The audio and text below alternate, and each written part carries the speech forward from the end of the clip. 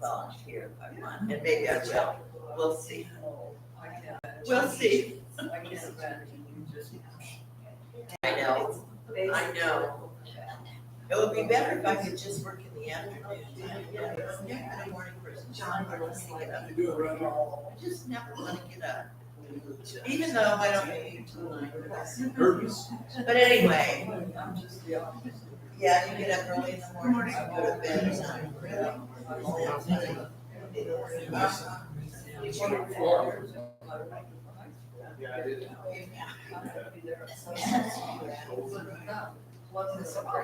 Right. Everybody's different. Anyway.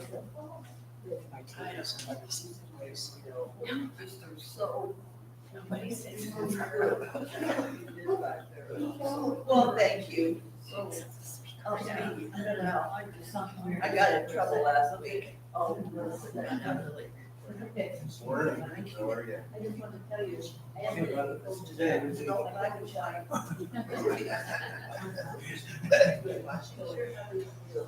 on for a couple weeks from now.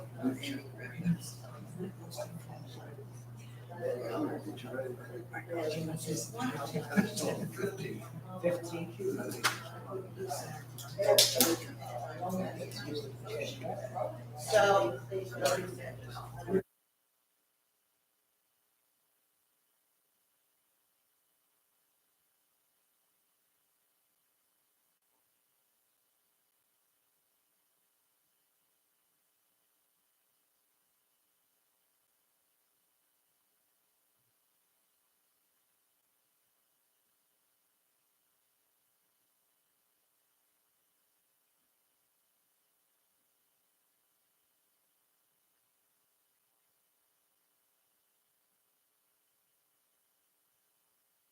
Good morning. We welcome you to the Seniors for Peace program today, and Cliff Kindy will be sharing. He's a good friend of mine for quite a few years, but he has friends all over the world in his actions with Christian Peacemaker team, the community peacemaker teams now.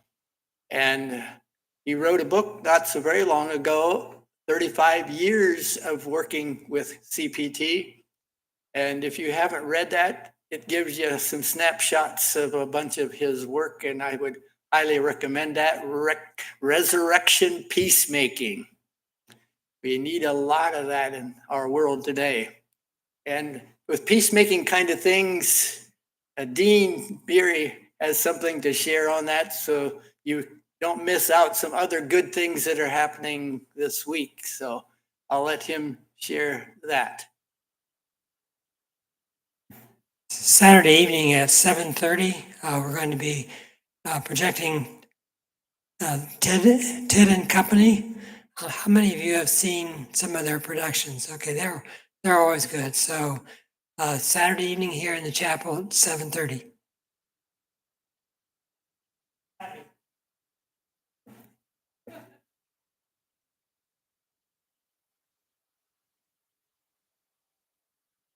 I think Cliff is known probably by everyone that has come here today. If not, talk to somebody else that's here later. Well, I'm really wanting to get him on the program and to let you know that he is an ongoing peacemaker thing. It's not just a project here and then next year he'll run a little project there. It's all the time with Cliff. And some of the things that he's been doing recently in Fort Wayne and even getting arrested and all that, that could even creep in sometime. I told him to be free in the spirit. That's the way the spirit moves in peacemaking today. And don't we need a lot more peacemaking in these worlds today? Thank you, Cliff, for coming, and peace be with you. But the spirit, well, whatever the spirit says to you, I think he'll start here, but he comes down and if you have questions along the way, I think he'll even let you do that. So come on, Cliff. Thank you, Ron.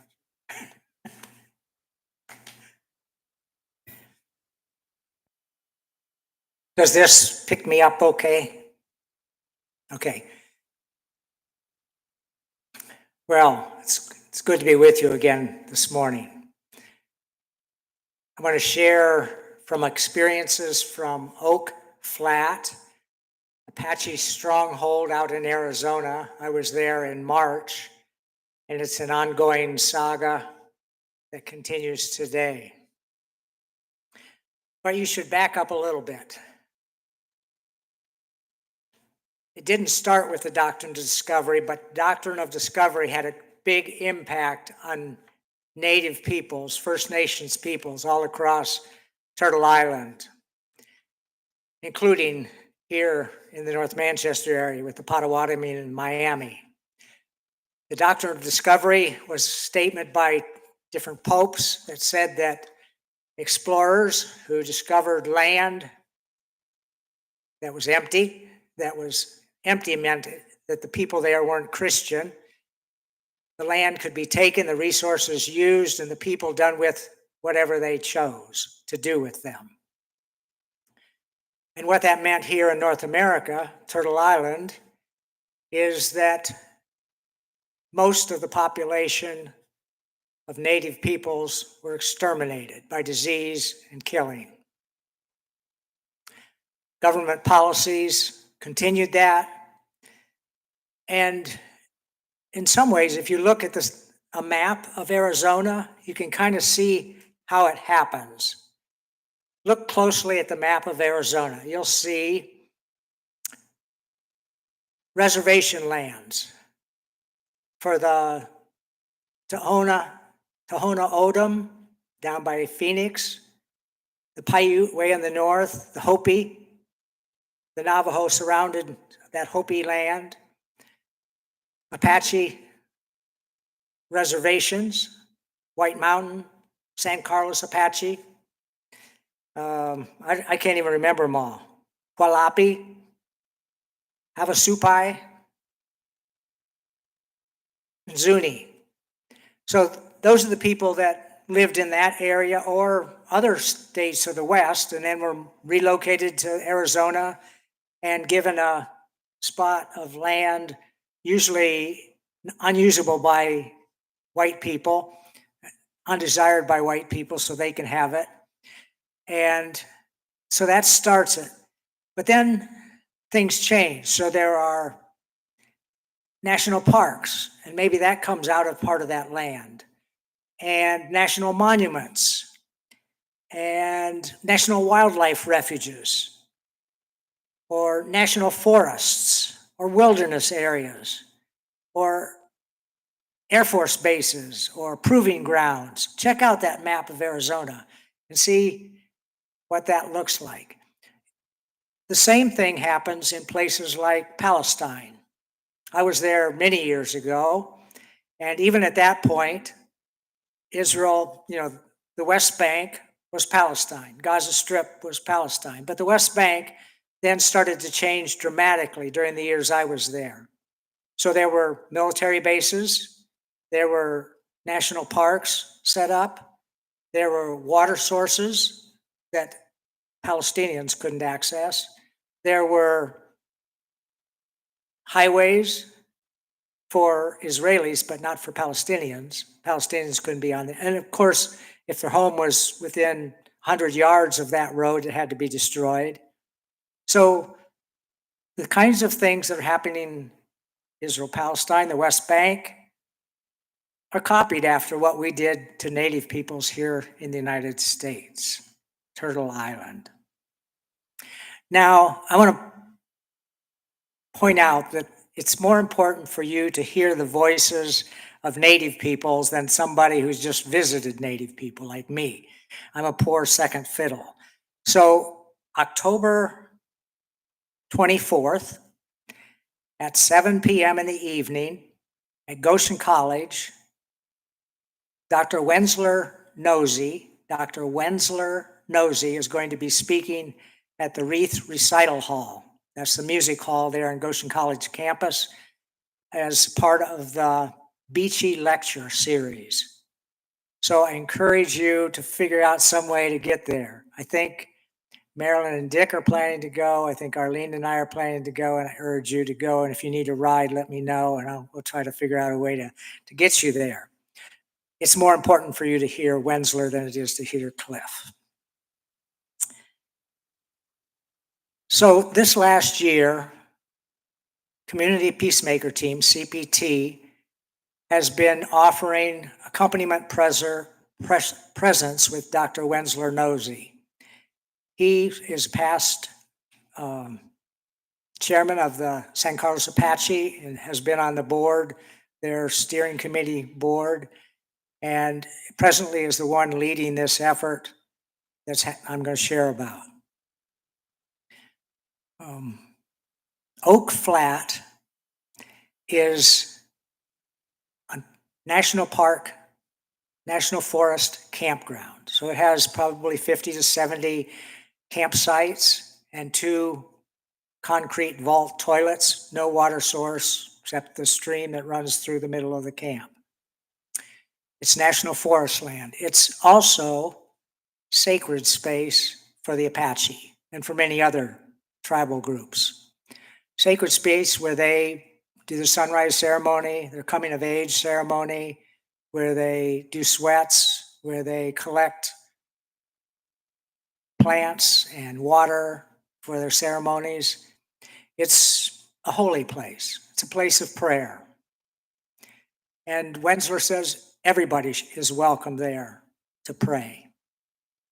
Christians, Muslims, Jews, anybody's welcome there to pray. Because it is a holy place. It's a special place. It has a special spirit about it. As I arrived there, you start to see these huge emery oaks.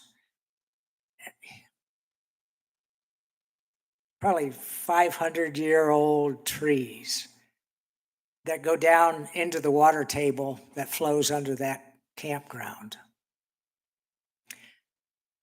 Manzanita, the red branched plant that grows all over that high desert area. The cholla, the mesquite, the creosote bush. It has 177 different varieties of birds in that small area.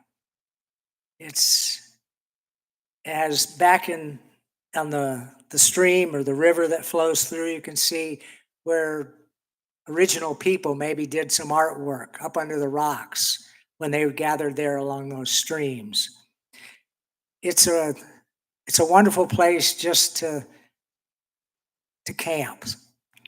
And CPT is looking for people to continue that accompaniment there because Wensler has had death threats against him. There have been attacks there at the camp, and you'd be welcomed to be a part of that presence. Or if you have children or grandchildren who might be interested in that, let them know about it.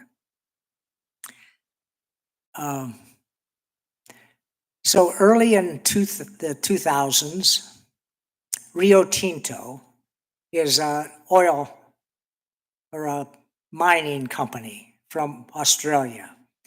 And they started putting pressure on the US Congress to pass a law that would trade that land for some other land that Rio Tinto had in Arizona. Land is land. If you have a timbercrest, you can move it somewhere else, right? You could just move it to another site. Or if your church is on the bypass around North Manchester, you could just bulldoze it and move it somewhere else, out to some cornfield somewhere. And that's what Rio Tinto said the Apache could do. They could worship somewhere else. But Congress didn't think so. And so for 7 years, Rio Tinto failed to get a law passed that would trade this Holy Land for another site across Arizona. They couldn't get it through Congress. Congress wouldn't pass it. And so, but why does Rio Tinto want that land? What is it about that land? Do they like to camp out a lot? Well, not really. It turns out that about 2 miles below those emery oaks, there's $1 trillion worth of copper, $1 trillion worth of copper, a big load of copper down there 2 miles deep. Well, in our society, resources speak loudly. We have an economic system that values things over people. People don't have the value, people or the sacred don't have the value that resources or money have. Money and resources can give you power, influence. People and the holy, how do you value it? Apparently, it has little value in our country. So 2014, Rio Tinto still wanted that copper. So I don't know how it happened, but John McCain, Senator John McCain from Arizona, put a midnight rider. A midnight rider is something that nobody else knows about, but you attach it to a bill that has to be passed. In this case, a military appropriations bill. And military is kind of like money or resources. It has high value in our country. It becomes the sacred. It becomes our God. So that bill passed, and that land was approved by Congress unknowingly to be switched out from that use by the Apache, that sacred use by the Apache, to become a mining area. Well, the Apache appealed to the 9th District Circuit Court in San Francisco, and the vote was 2-1 for the hole in the ground, for the mine, against the Apache, for the copper, not for the holy. The Apache appealed again to the 9th District, which they have a right to do. And again, it was a split decision, 6-5. 6-5 against the Apache, for the copper mine, against the holy, for the copper, for the resources, for the money. The Apache appealed again to the 9th District, which they had a right to do. And there were about, I think, 12 judges who hadn't voted in the other two. It was pretty clear that the Apache would have won that vote. What they know of the composition of the court, it would have gone the other way at that time. But they refused to hear it. And so the Apache has taken that appeal to the U.S. Supreme Court. It was just entered this last week or so at the Supreme Court as an appeal. And now the copper company, it's called Resolution Copper. Rio Tinto and BHP are two foreign mining companies, Australia and Britain.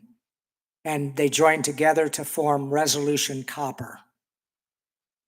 So Resolution Copper and the U.S. government, because the U.S. government has sided with Resolution Copper, have an opportunity to respond to that appeal that's been lodged by the Apache.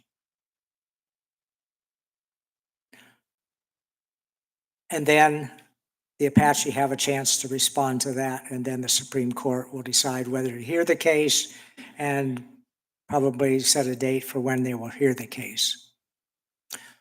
So the last month and a half, Wenzler has been traveling across the country, carrying that appeal and talking with groups along the way. And he's doing that now as he returns as well. So we have an opportunity at Goshen College to hear that. Um, just an aside, resolution copper is formed so that if something happens, like say the copper gets dug out of the mine, out of the hole in the ground, it's 2 miles deep. That's 30 foot wide.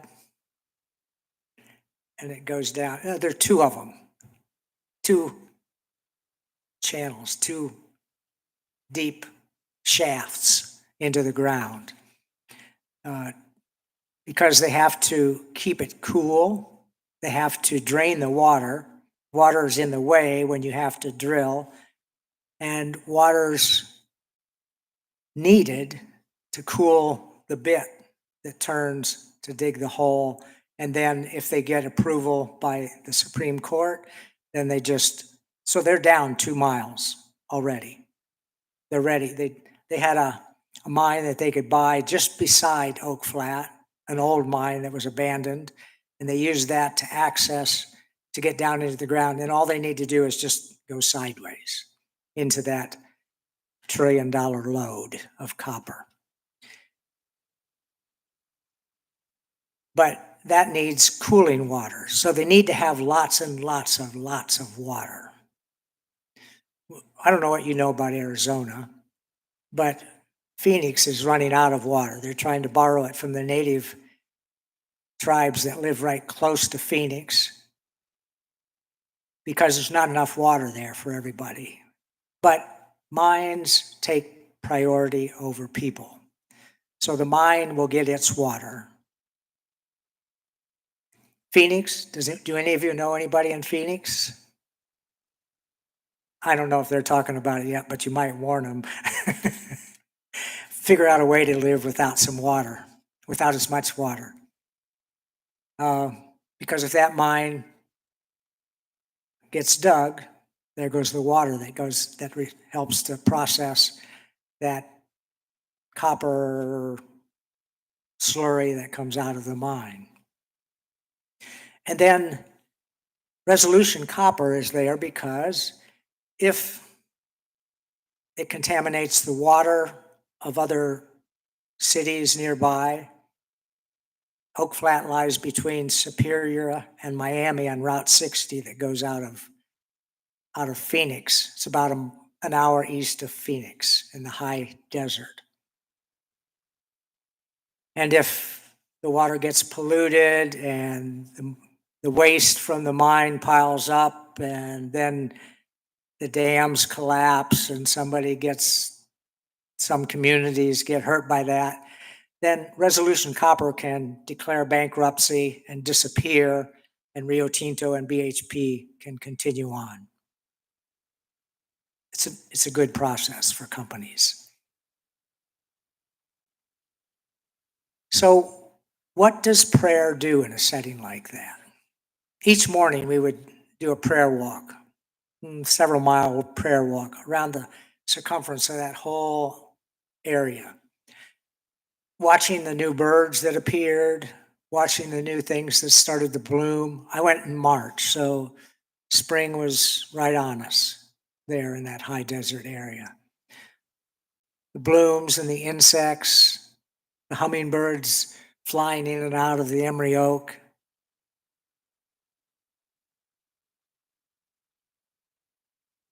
Amazing experience. I was there with a young man, Phil, who had spent 4 years he was a good techie. He was moving up in one of the big companies in Silicon Valley and then decided, I don't want to do this the rest of my life. There has to be some more meaning to life. So he moved into the redwoods. He was part of protecting redwood area, planting more redwoods. So he was my colleague there at the camp for that month that we were together.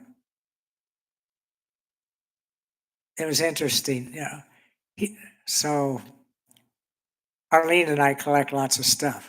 Well, Phil, he collects everything. So our meals would often, I can't remember them all, so I'm going to have to read this. Our meals would include, do I have it here? Get it my other page.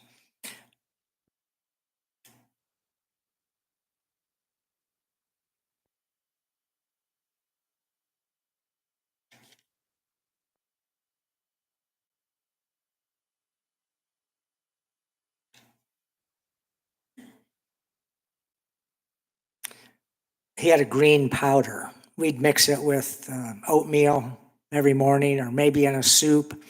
It included nettles, plantain, garlic, onions, green dill, tomatoes, dried tomatoes, yerba buena. And then he had another mix that he often used for a soup. It had 10 different kinds of dried mushrooms, sage, rosemary, thyme, chives, borage, cleavers, cassia. And I lived on it for a month. He's just a neat character, but it also connected us with the Apache in new ways, because the Apache are always discovering those plants that are edible, those plants that are medicinal, those plants that add value to life. And why it's why you can't just destroy everything, because that might be the medicine that saves your life in 10 years. You can't just wipe out the water, because it's what keeps the emery oaks alive. And that's where we do our coming of age ceremony. You can't just destroy our world. You can't pollute the air, because we breathe the air. You can't pollute the water, because we have to drink that water. The Apache are there, and it's their faith, they're sacred, they're holy, is intimately tied with all of creation. And so our ability to step in little ways into that space of holiness, of life, of wholeness, of health, is, I think, an opportunity for us to expand our world. So what can happen? You know, we were there. We would make around that prayer walk each morning. Then we'd often walk through the camp, greeting people. We'd carry a flyer that talked about the Apache Stronghold struggle against Resolution Copper and what that meant. You know, for many people in that area, it meant jobs. Not good jobs, usually security jobs, not the technical jobs that are going to be part of that mining operation. They're going to bring in people from Australia or Britain, other places. The workers aren't going to, for those jobs, those high paying jobs aren't going to come from that area in Arizona, even though that's what the promise is. But security jobs. So there are native people who want the mine to come in because it provides jobs, temporary. You know, once they get the copper out, then you're gone. They're gone and your job's gone. But for a few years or for a year, whatever it takes to get $1 trillion, I don't know how long it takes to get $1 trillion out of the ground.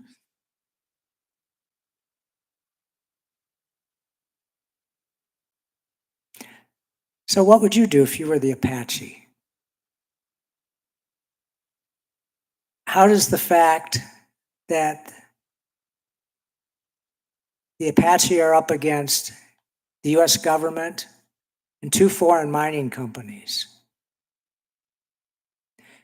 and because it got passed by that midnight rider, a military appropriations bill, those mining companies, or the combination Resolution Copper, don't have to abide by environmental standards.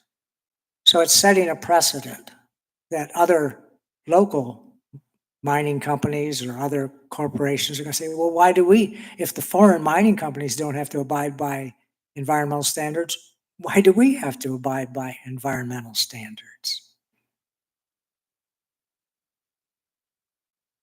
What's it going to mean?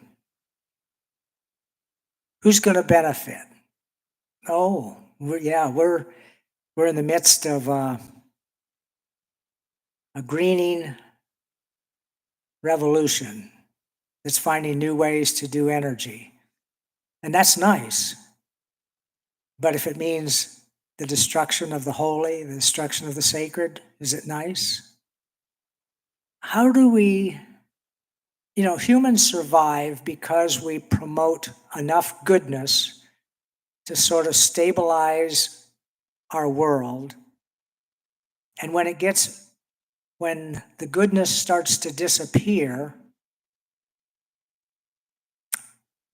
like in Eastern Europe or in the Middle East, West Asia, when the goodness starts to disappear, things fall apart.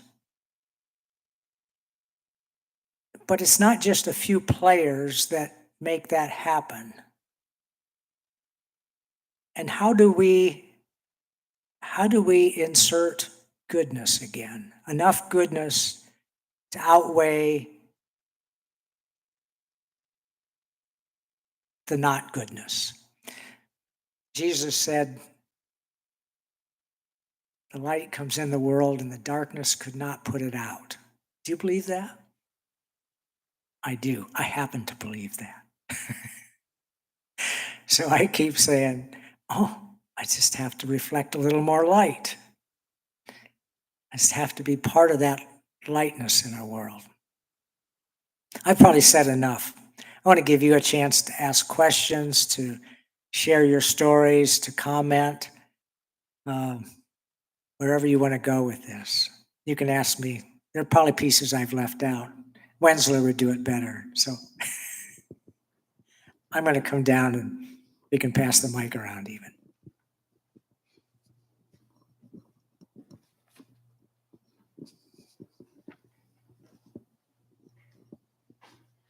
John, is that right?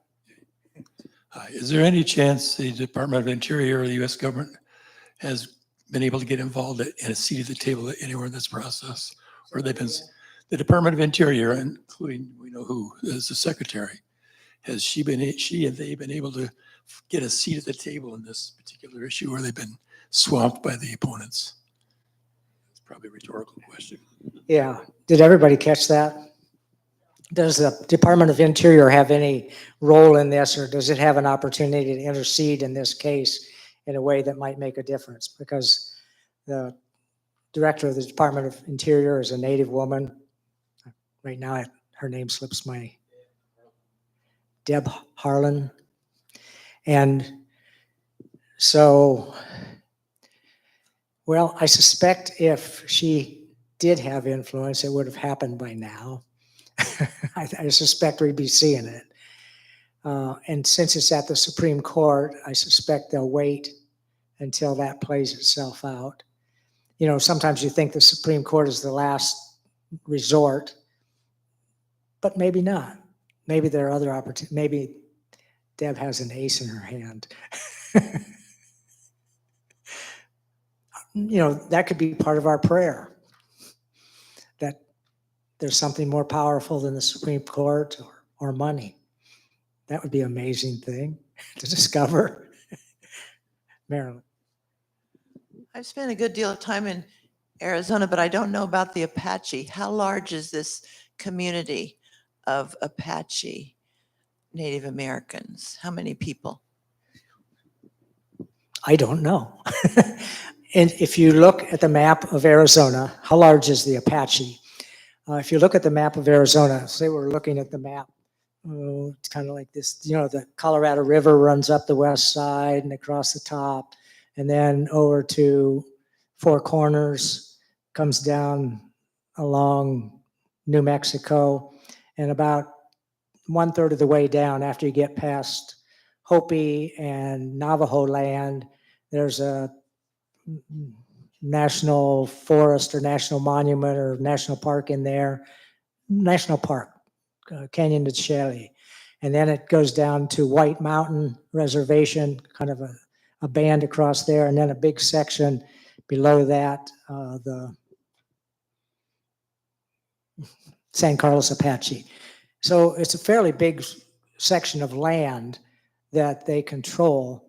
It's where, I think I'm remembering the story correct, it's where Geronimo was finally cornered and imprisoned along that river like a jail, and then the jail became the reservation land.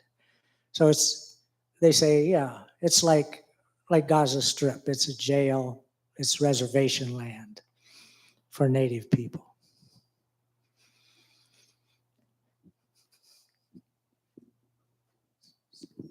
Susan, thank you for being here. I'm new to all this, so it's really fascinating. And I'm focused on your word hope. And I wonder, day in and day out, as you deal with this, what seems to me to be a non-hopeful situation based on past history and experience, how do you, or where do you find hope day in and day out to do this really important work? But for ordinary people like me, how do you, where does the, I mean, it's easy for me to say hope comes from God. Well, the light, I think you mentioned. Do you find hope working with the first tribe folks, even in the midst of their darkness? Thank you. Hope. Let me share just a couple things. You know, Wensler is one person. He's getting older. He still runs a lot. They have a Mount Graham mountain run every year, and he's part of that. He's probably late 60s, early 70s, I don't know. And so he's getting older, but he has a granddaughter that I was privileged to meet. And it'd be nice if she's at Goshen College too, so you could meet her. She is absolutely inspiring. I think, I can't tell you all about her. I think she was top in her class, and they have a native school, but they also go to public school. And as they go to public school, they're competing with better resourced schools and everything. But I think she was like top of her class in that. And she was queen of the university she went to, campus queen, and I don't know what other things. But as she speaks and starts to tell her stories, she's absolutely amazing. So the next generations that Wensler and his generation have taken to Oak Flat to learn the power of the sacred, the wisdom of the holy. She's carrying that. And as I think about the ways that give me hope, you know, one day I hiked up to the mine entrance. You know, we were down here in the campground, and as you start up, there's this big mountain bluff that cuts across north and south as you head west. And it's called Apache Leap. Apparently, at least story has it that at one point the Apache were cornered up against that mountain bluff. And it drops off like 400 feet. And the story is that rather than be captured, they jumped to their death. Or maybe they flew. I don't know. Nobody tells the story. But I was hiking up to the mine entrance one day. And as I was walking up, I hear this noise. Oh, it's the manzanita bush. It's blooming. And they're like a million bees. A million bees pollinating those flowers in the manzanita bush. And right up against the road's concrete. And there's a song, God bless the grass that grows up through the crack. They roll the cement over and try to keep it back, but the concrete gets tired of what it has to do. It breaks and it buckles and the grass grows through. And there was trefoil, the yellow trefoil growing right, and it was taking over the concrete road. I say, wow, look at that. And you say, well, there are things more powerful than a well-coordinated mining company. There are things more powerful than investors that put money in Resolution Copper, Rio Tinto, or BHP. There's an energy. I mean, how many of us are here? How many people are on the board of Resolution Copper? We have more people here than on the board of Resolution Copper, I imagine. And what if we lived in such a way that our lives were consistent with the holy? Our lives were consistent with water that's pure and safe to drink. What if we lived in such a way that our lives preserved the soil? Our lives maintained pure air? What if we lived in such a way that goodness is what rules our lives rather than how do I get ahead? How do I get more money? How do I move up the ladder? You've already reached whatever space you're going to be, I suspect. But, most of our society struggles with how we're going to move up, how we're going to make more, how we're going to get a bigger nest egg. So what if that was the dominant spirit across the world? I speak too much. What other questions or comments? So I do have hope, and maybe it's in the bees, maybe it's in the blooms, maybe it's in the birds.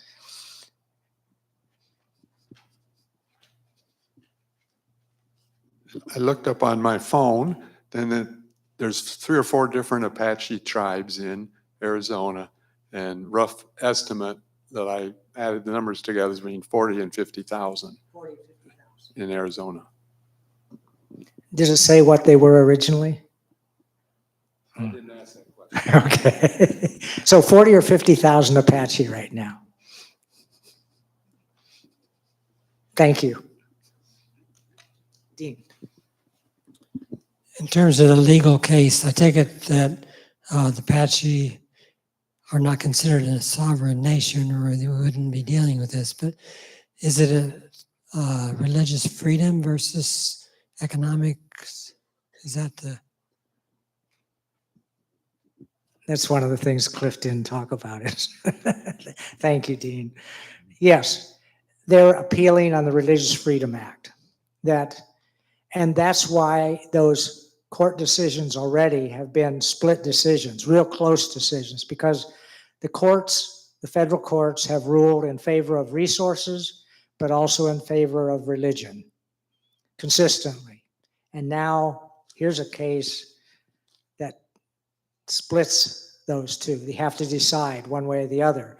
Which one are you going to give priority to? And at this point, the 9th District is giving priority to resources over religion, which means that, and both the Mennonite Church and the Mormon Church have filed Friends of the Court briefs with the Apache on those 2 previous decisions, because they say, well, if under the Mormon Tabernacle in Salt Lake City, they find, let's say, oil, the oil would take priority over that site as a religious site. Or the Washington Cathedral in Washington, D.C., say they found a gold mine. Whoa. Well, the cathedral has to go if the Supreme Court rules or allows the 9th District ruling to stay. So it's a Religious Freedom Act, and that's what their appeal is on. They say, sure, it's probably true that if the Mormon Tabernacle was there, if that was the decision, people wouldn't want to ruffle the waters by destroying the Mormon Tabernacle. But if it's just Indian faith, it's just simply native holiness, that doesn't matter. And so that's why the Friends of the Court brief are going to be important as it goes to the Supreme Court, and why the Manchester Church is talking about it right now. Marie, did you have a question? Other questions or comments?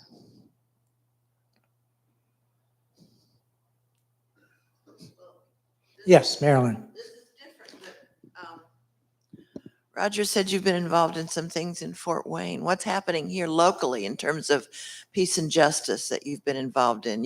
I don't know if that's appropriate or not, but you could share a little bit maybe.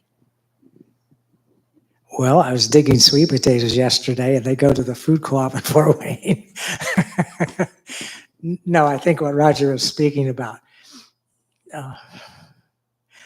I'll try to make it brief, Marilyn, but in August, a friend of mine, Mike Ferner, who's director of Veterans for Peace, called me and asked me if I would, even though I'm not a military veteran, if I would join them in a week of solidarity with the people of Gaza Strip. Veterans for Peace had written an 11-page, well-documented letter to the U.S. State Department early this year, and delivered it to the State Department offices all across the country and all the different levels of the State Department, pointing out that the U.S. State Department is breaking U.S. and international laws for human rights and against genocide. There are about five different laws that are being broken because we're supporting Israel in that genocide of Gaza Strip. So the first week of September, Veterans for Peace was carrying this campaign to about 26 different sites across the country, to carrying that same letter to congressional offices, to military bases, and to military contractors. So we did that in Fort Wayne as well. There were 52 of us that went to Raytheon RTX Corporation on the north side of Fort Wayne. It's the second largest, it's one of the sites of the second largest military contractor in the world. It provides the bunker buster bombs, like the 2,000-pound bombs that burrow deep into the earth or do massive damage. And Israel had shipment of 14,000 of them. Okay, Gaza Strip is the same size as urban Fort Wayne. But to get the same population, you have to multiply the number of people in every apartment or every house by 8. So if you have one person in an apartment, you now have 8. If you have 8 people in a household, you now have 64. And that's the population of Gaza, an equivalent size. But in Gaza, every hospital has been bombed. Imagine, you know Fort Wayne, every hospital, clinic, ambulance has been fired on or bombed, destroyed. Every school, kindergarten through university, has been destroyed. The water supply has been destroyed. The sewage system has been destroyed. 80% of the houses have been demolished. The roads, the infrastructure are gone. Would you call it a war, an attack, a genocide? What would you call it? 5% of the population has been either killed or injured. 5% of the population. Humanitarian aid has been halted. The two of the largest military forces in the world are trying to destroy you. What would you do? So we went to Raytheon. and had 52 of us. There were Jews, there were Muslims, there were Christians, there were people who weren't atheists, and said, we had 3 asks to the military contractors. Stop selling weapons that get used in Gaza. Put all the pressure you have on the US government that implements to implement a total arms embargo of Israel to stop that war in Gaza. And 3, convert your production lines from weapons that kill people to tools that help the people of the world, that goodness thing. Well, it so happens that Parkview Health, do you know Parkview Health? I'm sure some of you have connections with Parkview Health. Well, Parkview Health leases that land and space to Raytheon, and also has connections with another one of the eight military contractors in Fort Wayne. Fort Wayne has 8 military contractors? You gotta be kidding me.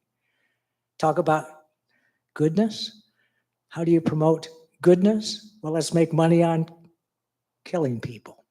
So we had 3 asks of Parkview too. 1, terminate the lease with Parkview. Cut your relationship with L3 Harris. 2, you have different influence on the US administration than we do, so use your influence to compel the US administration to implement a total arms embargo of Israel to stop that war. And 3, send some of your health teams to join Doctors Without Borders. That's the t-shirt you're wearing, Marilyn. Doctors Without Borders in their clinics in Gaza. 3 simple asks. Well, we said we requested a rapid response. They're big companies, they can respond rapidly. But they didn't. So Mike and I went back to that base, yeah, it is a base, to that entrance of Raytheon Parkview a week later and pulled a caution tape. My brother-in-law had a caution tape because he had addition on his house. So he pulled that caution tape across the entrance, tied it to a guardrail, pulled it across, and pretty quickly Parkview police came out and said, you can't do this, people, you'll inconvenience people. Oh, what's happening here is not inconveniencing the people of Gaza. Remember that picture we drew of Fort Wayne? Inconvenienced? Are you kidding me? If a house is on fire and I learn that a baby's inside, I'm going to break through a window or a door to get the baby out. Gaza is on fire. So we broke through a window or a door to try to stop the war.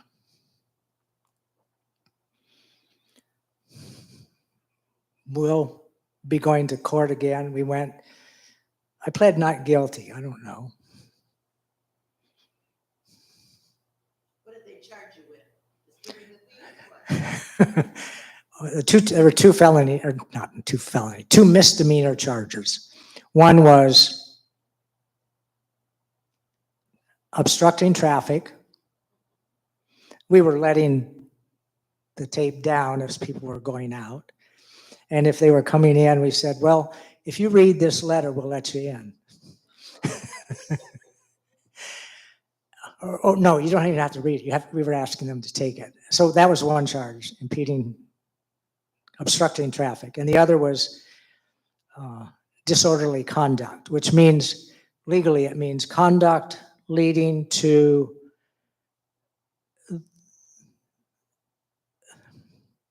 serious injury or death of a person or serious damage to property. So somebody from the National Lawyers Guild offered to take my case, and she just laughed. But, I mean, those are the charges against me. So you're going to court when? Well, I was scheduled to go next Monday again for a second time. I'd met my attorney over the phone, and so both of us were supposed to be there, but somebody called me yesterday and said, could you move it to the 3rd of October instead of the 30th of September? So I'm not sure when it's going to be, but the attorney thinks that even if the judge is willing to consider a necessity defense, which is what we're talking about, she said it'd be better if you were in California than Indiana, because what people in California might think reasonable might be different from what people in Indiana think. But she said even if you do get a jury trial, if the judge does allow that, and it gets set, it'll probably be December or later before it happens. So stay tuned. No, Mike Ferner was the director of Veterans for Peace. So, and he's planning to defend himself in the court. He was with me in Iraq when I was there with CPT and Voices in the Wilderness, and he was an independent journalist at that point. He's been on the city council of Toledo, and I think he's run for mayor, but I don't think he's ever been elected mayor of Toledo. So he's an interesting character.